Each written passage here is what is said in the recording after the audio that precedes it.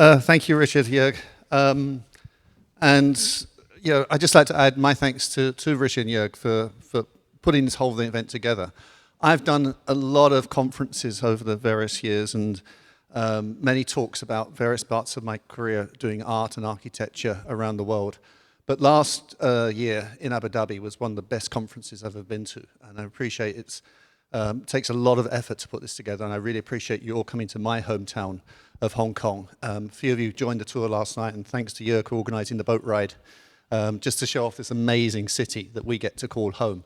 And hopefully at the time that all the guests from overseas are here, you can get out and about and enjoy this amazing city. During the talk yesterday, I was asked quite a lot of questions about Hong Kong, about the metro, about the city, and I had a lovely 30-minute presentation set up for you all.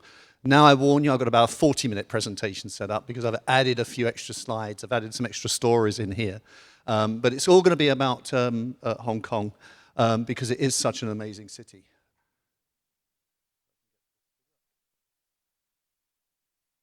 Right, Richard, I might need your help.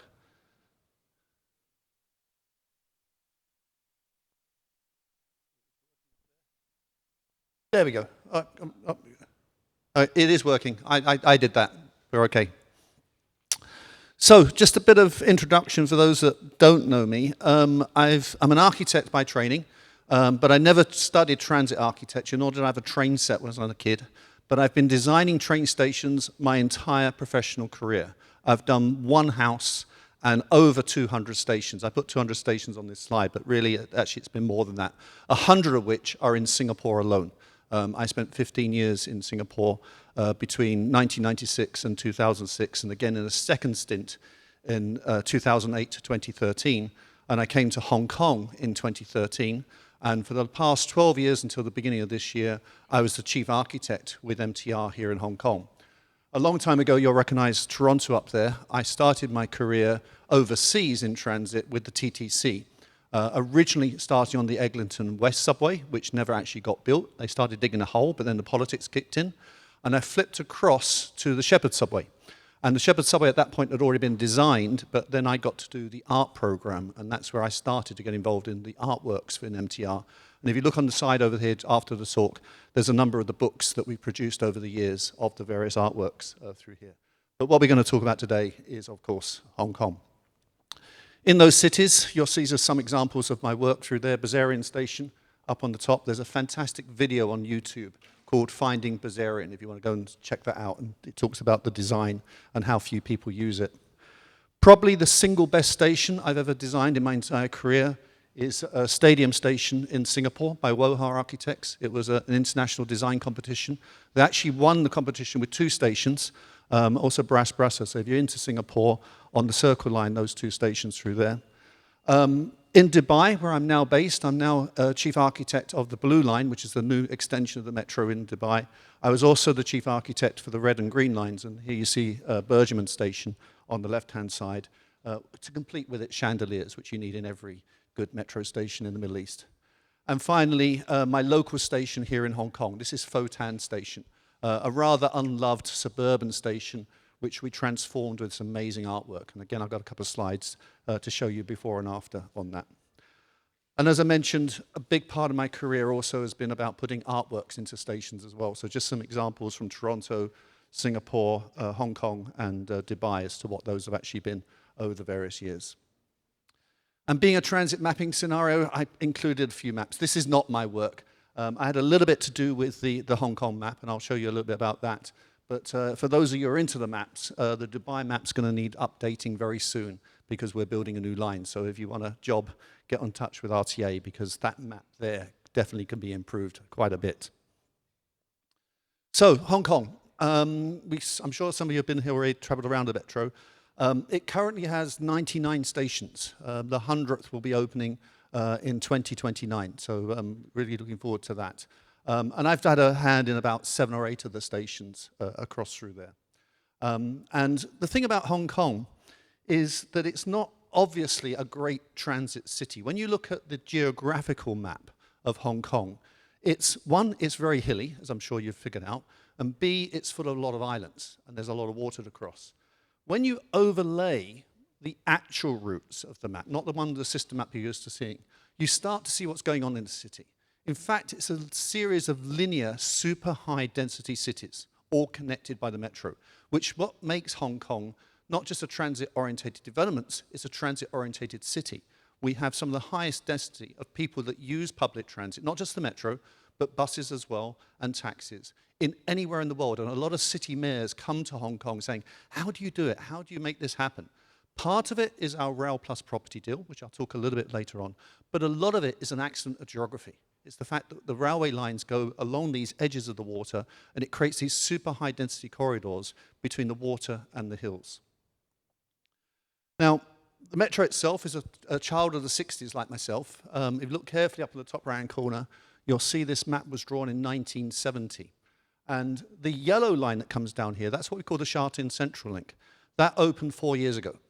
So the amount of planning that goes on through into metros is really astounding. Sometimes it's political reasons, sometimes it was technical reasons. Here you see Kennedy and Whitty stations on here. This is the Kennedy Town and Sai Ying Pun stations. Those were completed in 2015, but again, they were marked in the map in 1970, and they were put there because they wanted to go there, but the ground was so bad they couldn't build them. And it's only been over the last 40 years that the construction techniques have improved, enabling those railways actually to be built and the final railway to come out. But of course, what you need to remember is what did Hong Kong look like in the 1960s and the 1970s. This is a photo, I think it was taken in 1968. And it shows the shanty towns, and then you just start to see the modern buildings that are coming up in Hong Kong. And this was generally across the whole city. And it was those city leaders that had the foresight to build the metro, to decide that we needed the MTR. And if you're taking public transit at the time, this was probably the way you was going to get around. They didn't even really have a proper bus service. So kids used to go to school on the back of a truck. And it was in this environment that the government decided to build the metro. This is Diamond Hill Station under construction, 1977. In the back, you can see the Lion Rock through there. And what's interesting about it, when they finished it a few years later, it still looked like that. You know, it was quite remarkable that you're building this massive 8-car metro for what is essentially a shanty town. Of course, that stimulated this development. So this is the same site. And if you go, sorry, I'll go back a slide here. You see these pink and blue vent shafts in the middle through there. If you actually go to this place where I put the red circle, that's where they still are. So you get your reference point of where you are. And the brown construction work on the side here, that's the Sha Tin Central Link under construction a few years back when this Google Map, Earth Map was done. And of course, that's just one site, but it's exactly what's happened to the whole city. So in 1980, you see Jardine House in the middle of this slide through here. Not only the tallest building in Hong Kong, but the tallest building in the whole of Southeast Asia. And it held that title for many, many years. Wind forward 40 years, spot Jardine House. It's right in the middle there, swamped by all these towers. And that pace of development has been driven by the MTR. It really has. It's the one key thing that has made this city the amazing place that it's become. And of course, it comes back to this map. And I love showing this next slide because it just shows you how much you should never believe in maps. I know Jörg has a phrase, in maps we trust. You should never trust a metro map because this is a comparison of the metro map to real life. So never follow a metro map if you're planning to walk anywhere. You'll see Hong Kong Island is made in the map 4 times the size of Lantau. It's a real bit of cheating going on. But I love this little animation. One of my team did a few years back. Off, okay, all right. So there it is today. And of course, when it opened in 1979, it was a lot smaller. This was actually the first section that actually opened. And over the years, it went through various iterations. In fact, there were 2 metro companies here originally, the MTR and the KCR, and they were merged into one company. And so this is the map that was developed for that. And just after I joined, I was given the task of redrawing this. And the analysis we put together was that it was too congested in the front, and it needed to have some space for future expansions that were coming from. So my contribution was to help design this map through here, which then had lots of space, and I'll save you the whole thing, but basically all the future lines came on without adjusting the underlying map through there. So it's really quite important, and this actually happened over a series of years. But the very point was is that visually it remained the same no matter what the line was being added. And we got the future ones as well. I talked briefly about the Rail Plus property model. I've just got two kind of wordy slides to explain through that. This is not really my part of expertise with MTR, but often asked, how does this work? I said last night that MTR is a property company that runs a railway. And basically, we are one of the largest property developers in the city. And, oops, sorry, let's go back a slide. And this is the tripartite agreement that we have with the government. Basically, we buy the land at commercial rates at its value before the metro has been built. And then, of course, the land value increases because we have the metro station there. We then sell those properties on, and that funds the building of the railway. And that really works in this city because we have some of the highest real estate prices in the world. And so that's one of the reasons why it can't be replicated so easily in other parts of the world. The other thing that sets us apart is that we design, build, operate, and then manage and run those properties as well. So it's an entire ecosystem. You can live your life in MTR. You can go to a school in an MTR property. You can work in an MTR property.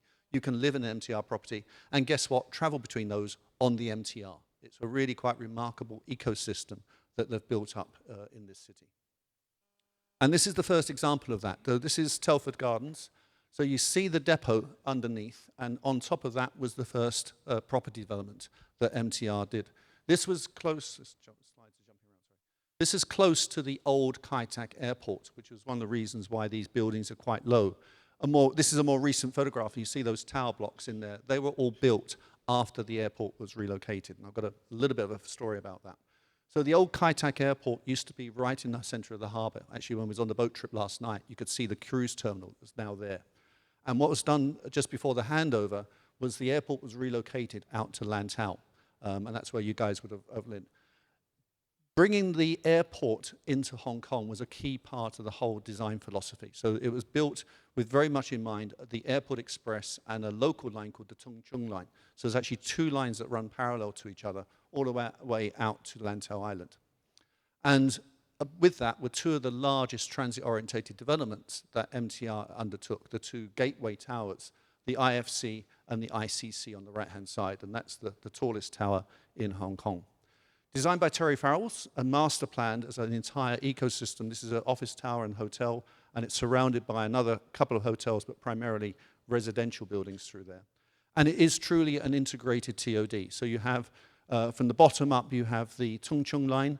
The next line up is the Airport Express, and that is surrounded by a shopping center, and then those are then themselves surrounded by office towers and the hotels. This is a view of the public garden at the top, so the whole of the upper deck is a public space accessible 24/7. And then as you pull back from that, it's now surrounded by what's called the West Kowloon Cultural District. And this is the tunnel that goes across Hong Kong Harbour and through, and you see the M Plus building. Just when I joined MTR in 2013, we were just starting the construction of the high-speed rail station. Again, I've added this into the slides. It wasn't originally in the presentation, but I thought a few people were asking about the connections up to the mainland. You see the station here and how the West Kowloon Cultural District is kind of surrounding that. In fact, the station extends right down to the waterfront. We actually pre-built a lot of the car parks for the West Kowloon Cultural District as part of the project through there. A few facts and figures. It's a really interesting project because it connects to the whole of mainland China, but also into Hong Kong, and it sits between two existing lines. We have the West Rail line and the Tung Chung line and the Airport Express. So it kind of makes a horizontal connection with all those other lines as well as connecting all the way out to the mainland. And this is where you see it when you kind of pull out a little bit and see how it connects up to Shenzhen and Guangzhou through here, and Futian Station is about 17 minutes away. It's really, really super close. But that's not really what it's about. It's about this next slide.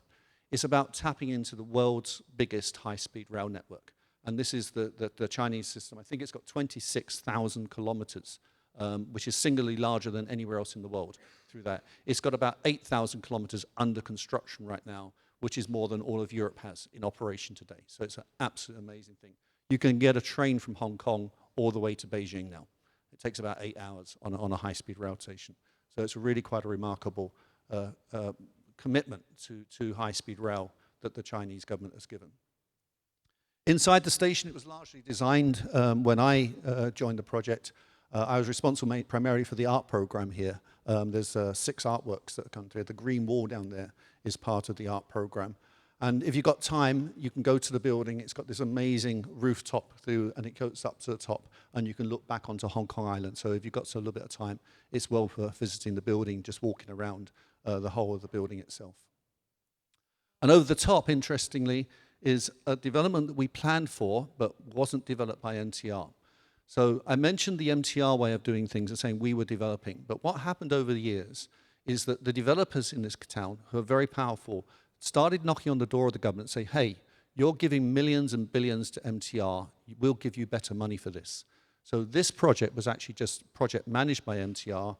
The development over the top was then marketed out. MTR bid for it, but we are outbid by another company. And this is a Zaha Hadid building that's close to being completed now. If you actually go down to the site, it's almost about to top out through here. So this is not an MTR developed building, but it is built and integrated with the station down below. We provided the foundations and planned for all the connections into the station below. So when I joined in 2013, the government had just announced a whole round of expansions. And so I've been pretty much my 12 years with MTR was involved in these projects.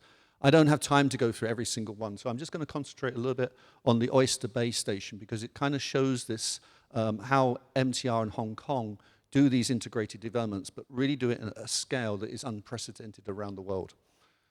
So Oyster Bay is on Lantau.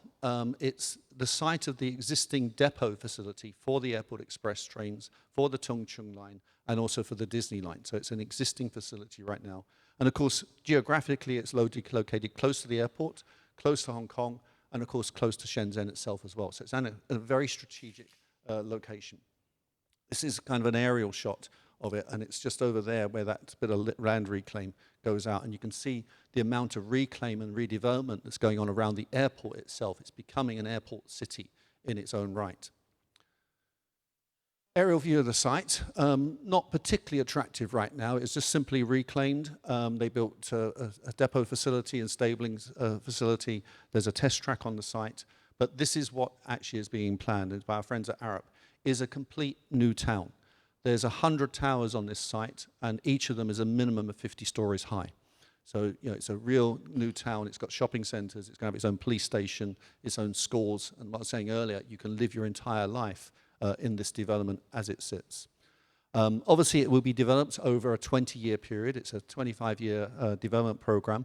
But MTR has done this before. If you want to see one that's already been completed, you take a train out to Lohas Park, and there you see a property development of similar scale to this that was started 20 years ago and is just now being finished with its final shopping centers and final towers.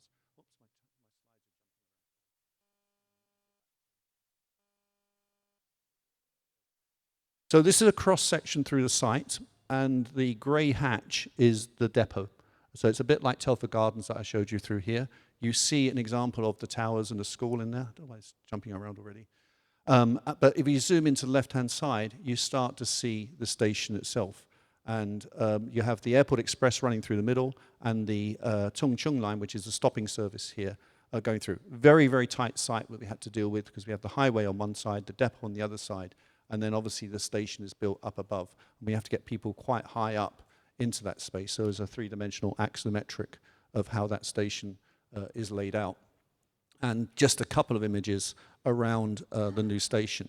And this kind of shows my new design philosophy around the use of mosaics. When I joined MTR, and you go and see the Island Line extension stations, you'll notice that there's no mosaic in them.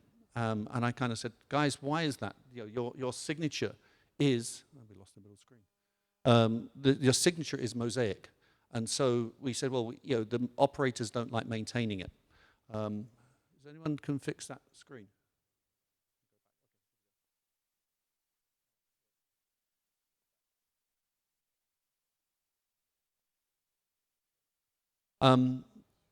And they said, we don't like it. And I said, but that's our DNA. That's who we are. Mosaic, bright colors, and the calligraphy. And so I've put it back into our design manual now that every new station shall have this in. And it can be treated a little bit more sophisticated. So, it's gone again. Try it again. So here you see in the middle, the signature color of the station is obviously orange, but it uses a tonality of the orange, not just the one color. And that's the introduction of the more sophisticated approach to the colors that we go through. This is a view up on the bridge. I've got an entire video, and I see a couple of people taking pictures of this. I'll be sharing this entire PowerPoint with everybody, and when you open it up, you'll find some videos inside it, which I'm not showing you today, but you're most welcome to take a look at those and see this station in a bit more detail. I don't need to brag. We're number one. You're not. I always find these really interesting. Whether they're right or wrong or anything else, it doesn't really matter. But it is quite assuring when you kind of work in metro and stuff. You see that people really appreciate it. My mother used to say, thought I was going to design her a house, and she said, "Don't you ever get bored of designing metro stations, Andrew?" And I said, "No. I think everyone is different. Everyone is unique, and I've had a career that's taken me around the world, designing metros in different cities, in different cultures." But the real kicker is that how many people use my work. Billions of people use my stations every single day. It's up there with iPhone use in reality. And that's why I became an architect, to shape cities and build cities. And really, when you start to work in metros, and you see the metros I worked, suddenly Dubai is quite a way down there on the list, so hopefully with the blue line I can get it a little bit higher up the list next time it comes out. And that excitement, 1979, opening the railway, first time that most of these people had ever been on a railway through here, jumping over the turnstiles. Now this next slide, I always get in trouble when I was working with MTR, but I love showing it anyway. We had those riots, I can't call them riots, the public order events through here. And I just love the fact this guy's wearing the yellow hat, and he's almost jumping over exactly the same way this guy was many, many years later. But the real enthusiasm is actually these kids. This was at 5 o'clock in the morning in 2022, opening up of the Cross Harbour extension of the East Rail line. And that enthusiasm that they have to get onto the train. These kids have grown up with the MTR, but they're still such fans, they want to get up at 5 o'clock in the morning and run there and be the first people to use the trains. Personally, I like to think that they were rushing in there to see my artwork. This is a fantastic piece. It's actually the single largest artwork in the entire MTR. And it shows you how artists can open your eyes up to doing things and seeing things differently. This is 2,500 photographs of the water of Victoria Harbour. And what it's done, it's arranged such that this wall it's on is when you're standing underground in the station, you're facing Victoria Harbour. So it gives you orientation underground as well. So if you know you're facing Victoria Harbour, you know you're actually looking north. And so therefore to your left is west and to your right is east. So it gives you orientation through there. And it shows you the beauty. Who would have known there were so many colours in the water? It just opens your eyes out to this. And it sits quietly in the background of a very busy metro station. Please, if you've got time to visit, it's well worth it. And I'd also say that if you go to the station now, there are two exhibitions, one about the building of this particular section of the line, and another one about the history of the East Rail line, which has actually been in operation for over 100 years. So it's well worth a visit to go and see. And here you see it just going through. We treated it like wallpaper, just go through. The advertising goes across it. It was not precious about it, but it gives you this wonderful patina from blues to grays to silver. It's absolutely stunning. And as I was mentioning yesterday, it's also the station with the bomb in it. This station was located on the edge of Victoria Harbour. And during the Japanese occupation, the Americans bombed the ships that were there, and 3 bombs landed in the mud, didn't explode. And as we was excavating the station, we found them, and we had to evacuate the site and defuse the bombs. And some of the photos here, this little display we put through, that's the actual casing. That's me and the former project director admiring them, our handiwork. It didn't originally look so clean and nice as that. This is when the bomb squad got over it. Interestingly, with the explosive, what they do is they burn out the explosive, which seems like a completely wrong thing to do. But that's how they do it. And then Jeff, who's a local historian, did all the research and recreated this actual replica of the whole bomb as it would have looked like when it came out. So up on the top left-hand side there, you see that, so you get a view of what the bomb would have looked like, and then you actually get to touch the casing itself down below. And I took this video on opening day, so all those kids were running in, and no one was paying any attention to my artwork at all. But what they were doing, they were queuing up to get their photo done next to the bomb. So absolutely amazing how many people there. But this shows you, it's a day out for Hong Kongers. They love to go out and see it. Fighting my way through to the front. I don't think it's quite like that now, so you can get your selfie done a little bit easier.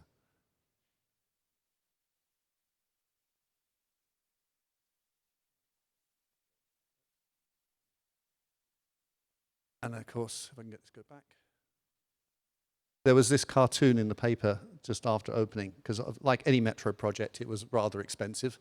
And I love this little cartoon where they said, oh, we didn't think you're going to be so literal about how much it cost. It really is unusual to say, go to the station with the bomb in it. But there you go. That's a nice little touch on that. Just a little bit, touch more about colors. This is Central Station opening day. And these trains are still running. They're 40 years old. We're just in the process of replacing them right now. But you'll notice on the right-hand side is the red mosaic. And this is the station when it's completed. Now, what's really interesting about Hong Kong and the early stations is that they were very, very brutally cold and clinical. There was not an awful lot of embellishment in terms of architectural finishes. You'll notice there's no even ceiling here. It's just the black acoustic treatment and the bare lights, some tiles, and everything goes through. And that has really been the signature of MTR all over these years. This is the same station today. We've replaced the floor, we put a ceiling in, we've put new wall tiles on, but the original red tiles around the escalators, those are the same tiles from 40 years ago. So really kind of part of the whole DNA through here. And equally on the underground stations through here, this station, Tin House Station, one of the early photos I could find, the only thing that's really changed here is the addition of the platform screen doors. And that was obviously done partly for safety, but also for air conditioning reasons through there. And this is where it gets interesting, because then you go to another space that spatially is exactly the same. And the original architect, Roland Paletti, he used color as a way of identifying the station. So people could just look up and not actually have to read a station name, but they knew they were in the yellow station, the orange station, the green station. They could actually identify their way around through the underground stations. Now I'm going to teach you a little bit of Cantonese now, because when we choose the station colors, there's a little bit of logic that goes through. Wong in Cantonese is yellow.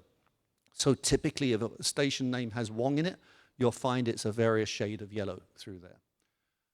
Choi Hung literally means rainbow. It gets its name from a housing development just beside the station, which is painted in a rainbow color, and this is about as creative as they got in the early days through there. And Lam literally means blue. So again, Lam Tin here was a blue station.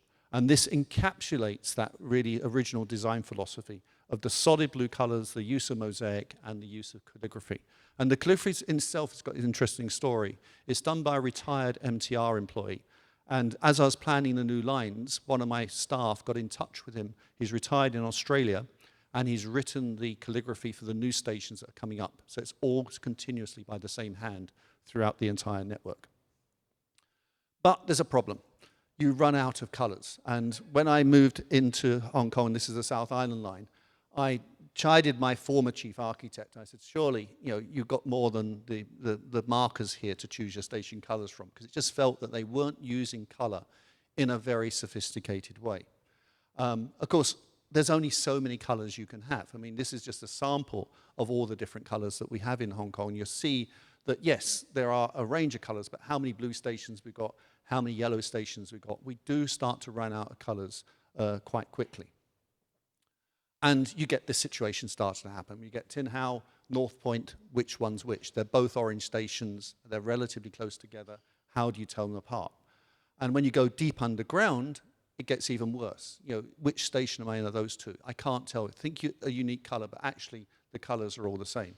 And this, frankly, is where the art program comes in. So this is still North Point, but everyone recognizes this because this artwork transforms this subway into something else, something truly memorable. And that's the connection between art and wayfinding.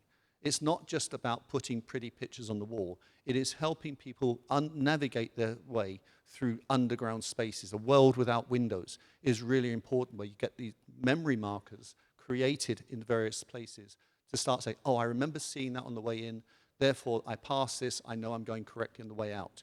It's a lot nicer than putting a sign up on the station. And I mentioned earlier, this slide was in my opening speech, that Photan Station, my local station, is a rather unloved suburban station. As I change to the next slide, you'll see that the only thing that's actually kept was the clock. That was what it looked like when I started working there. So again, the power of art and architecture to transform these spaces is really remarkable. Now I'd like to talk about an artwork I did about 5 years ago. It was actually a collaboration with the Hong Kong Design Center. I put it in here a lot because I know that it was being hosted by these guys. We created a lot of art for new stations. We commissioned the artworks right at the start with the design process, and they're truly integrated. But Hong Kong never had art in its original network. And I had a relatively small budget each year to put art in existing stations. And Wan Chai Station is like the heart of the nightlife area. It's famously used to be a very big red light district because that's where the ships used to come in. Had a certain vibrancy to it, but it was just a boring green station. And I got together with the UK Design Council, and we came up with this project to do a photographic mural, which we did with the Hong Kong Ballet. I'm a big ballet fan, as my wife knows, and I drag her off to the ballet all the time. And this was an opportunity to work with the ballet company up close. And I just want to take you through this artwork very quickly in a little video.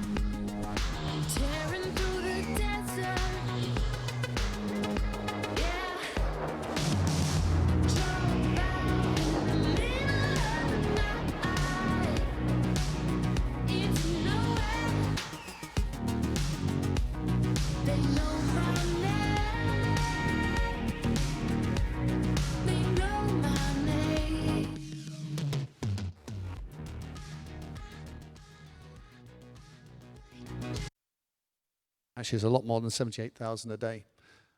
The key to this was bringing the energy and vibrancy of Wan Chai underground. So as you got off the train, you felt like you was in Wan Chai. It was really, really important to have that kind of energy through there. And you know, we took the photographs late at night. It was actually also during COVID time as well. This is not changing again. Guys, can we change the slide? Got stuck on me again.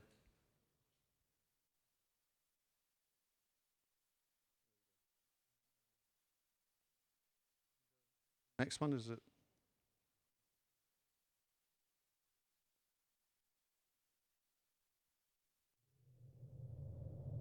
We'll jump straight to this video then, okay, because this is the making of it.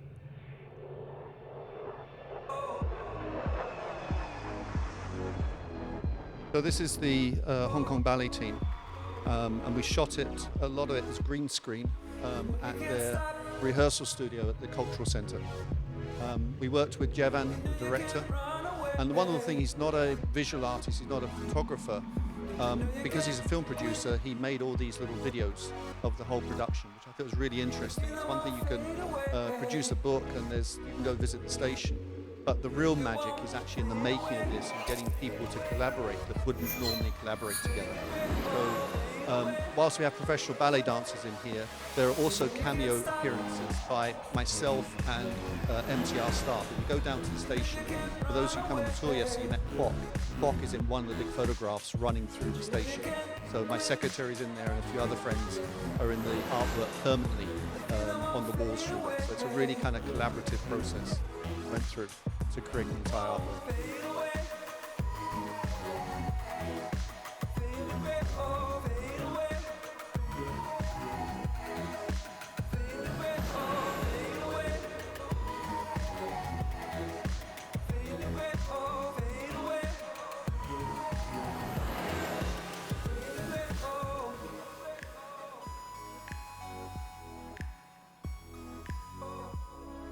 This is going to work. We go to the next slide. There's Kwok on the right-hand side for those that you met him last week. So he's running along the platform along with the dancers themselves. So, to Admiralty Station. We spent a bit of time talking about Admiralty and doing the visit yesterday, and it's kind of nice to see the station. I just want to take you through some of the planning and some of the construction, which I couldn't show you during the tour yesterday. So I'm going to start off with just a little video that we made for a competition entry. And then after that, I'll take you through the whole thing. For those who missed the tour yesterday, it just shows you what the extent of the station is. In 2022, we opened this amazing extension of the East Rail line, extending the century-old railway to Hong Kong Island. At the heart of the atrium is a stunning new artwork called Mapping Our Way, based on the 4 intersecting lines at Admiralty Station.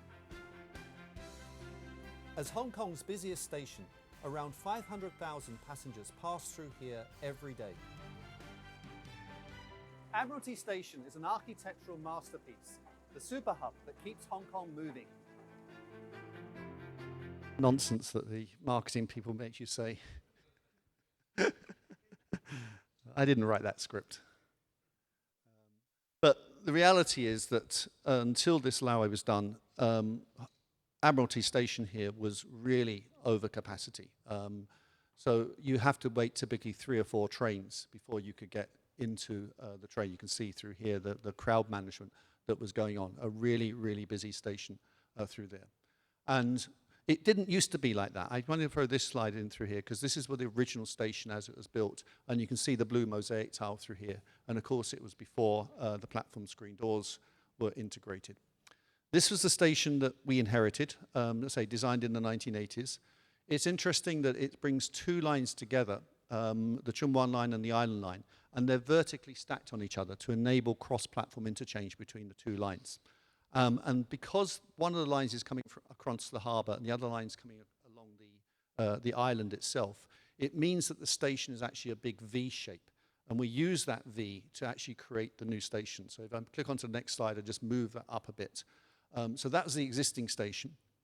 Then the first thing we built was the lowest station along the way. So this one is actually now level 6 levels below ground level through there. And this one opened in about 2014, 2015.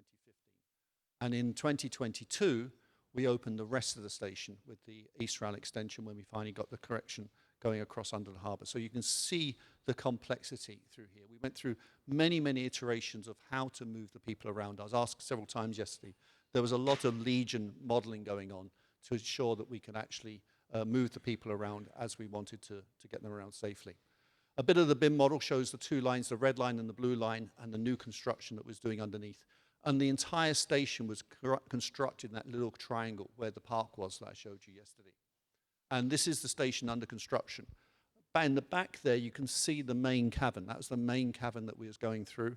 And to the left and right of that are the running tracks through there. Where the words are up there, the C901, that is actually the Island line running across, supported on steel superstructure underneath. And we didn't stop the railway running for a single day when we was building this railway. It was really quite an engineering achievement. And of course, roughly now, that is what you got. So you got this big cavern space, which is the transfer concourse, the East Rail loading and unloading platforms, and underneath that is the South Island line, which takes you on to the south of the island itself. And with that, we also upgraded the existing station. So this was starting to look a bit tired. It was a blue station.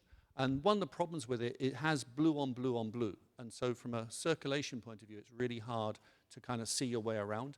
And so this is the same area after we transformed it.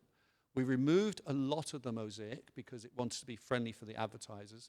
But we also gave it a clean white background. So if you go to the station today, the central zone is actually white in this station with the blue on the outside. So as you're on a train, you see a blue station. You get off the train, it turns into a more white space, and that's easier for the wayfinding. It's easier to see signs against the white background than the blue background. So it's a very key change that we made in the whole planning. This was the original staircase that we visited yesterday, and the original artwork. Actually, I was surprised at my own power of being the chief architect. When I joined MTR, I asked for that to be removed, and within a week it had gone. It was absolutely amazing. I didn't realize I had such power. It was bloody awful thing. And we worked very hard to come up with the new artwork through here. And as we was talking about it yesterday, change. Sorry, Richard. It comes and goes, this clicker. There we go. We changed it to this, which is a 3 meter by 3 meter QR code through there. You go to the next one. So the brief for this artwork was that it had to be mosaic, and we had about 10 entries, and all of them were variations on this. I won't show you all of them, but basically it was a Pac-Man type drawing. It was going to draw Hong Kong skyline, the various towers in tiles, and it just wasn't very creative, wasn't very original. But one architect came up with this idea of using the QR codes, and it's based on originally Morse code that you see here, which is what the ships would have originally communicated with each other, dots and dashes, the original digital communication, and of course, modern QR codes. And we was very conscious that we realized that maybe QR codes would be superseded by something else. And we wanted to create that kind of memory. You remember the days when we all used to use QR codes? It's like, remember the days when we used USBs or cassette tapes or CDs? We think it's the latest technology, but then it'll get superseded. And we was very conscious of that one day QR codes will be history. But we wanted to create a little bit of history of our time to say this is what it is today. And what I'm also particularly interested in, this is just one example. As an architect delivering what we promise, I think it's really important as architects and designers that when you put forward an image like this to your client, you actually deliver it. There you go, that's built. So we really, really worked hard to make sure that as we designed it, we delivered it, and it's almost to the millimeter. And each of these messages in Morse code are real Morse code messages. It's got welcome to Admiralty Station, MTR, caring for life's journeys, and the various other slogans that we have through there.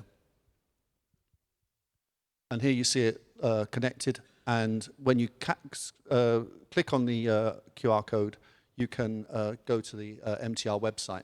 When we're advertising on here, the local advertisers website will come up rather than the MTR website. So there's a kind of commercial aspect to this as well.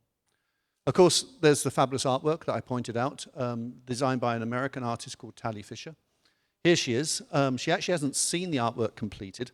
She came over to Shenzhen to visit us when we just finished making the artwork, but it hadn't yet been painted. So we was just testing it and putting it all together, and then we were about to send it off to the paint shop. And here you see it installed. And the interesting thing is you look on the right-hand side, it's deliberately perforated. So as you travel on the escalators, you get this moire effect of it actually feels like it's moving a little bit. So we wanted to avoid making it a moving artwork. It is static. But as we have moving people, we decided to actually have them create the movement for us visually, rather than the artwork itself actually moving.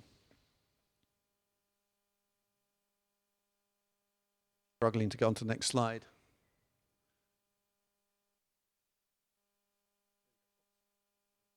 Go back one, please. All right, thank you. I hear interesting stories about the various artworks, and one of the most common misconceptions here is that the artwork itself comprises of Chinese characters. Anyone that reads Chinese will know that these are not Chinese characters. They're actually based on sketches drawn over the Hong Kong metro map. And I thought for a metro mapping symposium, this would be a nice little detail to take away with you, where you can boast to your friends. You can see the actual characters that she's created. She actually sat down with our map and traced over the lines to create each of the 4 symbols that are on the artwork through there. And of course, you see it in the atrium, and it's custom designed to be in that space and be traveled around and under and become a visual marker within the big atrium space. And we visited this big window. There's a very important part of my work globally is to bring daylight underground into many of the stations. And this skylight was really, really important to that. But I wanted to show you this next slide because they had the big ducks coming here. And our marketing team decided that, they said to me, would you mind if we put a big duck on this window? And I said, absolutely not. And once again, what happened is I had more photographs of the duck than I did of my artwork. So again, it's amazing how the marketing works around here. I thought I'd close with just talking about the artwork at the local station here. If you come here via Sham Shui Po station, you will have seen an artwork that we've created here specifically for this area. This is the Sham Shui Po district. It's a really interesting district of Hong Kong. When you go outside, look around, explore it a little bit later. And we worked with a local design college here, which sadly is no longer in Hong Kong, called SCAD, Savannah College of Art and Design. And we worked with their students to create this kind of a mural. This actually predated the Wan Chai artwork through here, but it was actually my inspiration. This was my kind of test bed to see whether this would work. So you've got photographs of the local areas on the balustrades down underground. So once again, this principle of bringing the environment that you're actually at underground so you know where you are. But what we did here was we recreated the local seats. So you have this seating here, which is local plastic stools, if you go to any of the cafes here, and we made them seats on the platform, and then with backdrops of photographs through there. And my favorite one, which is this one, where you see the shop houses actually recreated as seats through here, and you get the backdrops. So you actually feel like you're in Sham Shui Po, even though you're on the underground station. My last slide is this one. As I mentioned, I've done over 200 stations. I've probably done more than 200 artworks in my entire career. But I'm often asked, which is the favorite? And I'll be biased. This is the favorite. Not an artist I actually commissioned, but I was responsible for making the artwork happen and actually making it get into realizing it. So at Sai Ying Pun Station, it's by a British artist called Louise Soloway Chan. And it's a three-dimensional work, and it's an absolute gem of a piece. It's on the Island Line. It's towards the end, the western end of the Island Line. Please, if you've got time to go and see one artwork while you're here, go and see this, because photographs do not do it justice. I'm just going to leave you this one teaser photograph. But get out there, travel on the metro. There's over 80 artworks that we have in Hong Kong alone, and there's some books on the side here about the artwork program.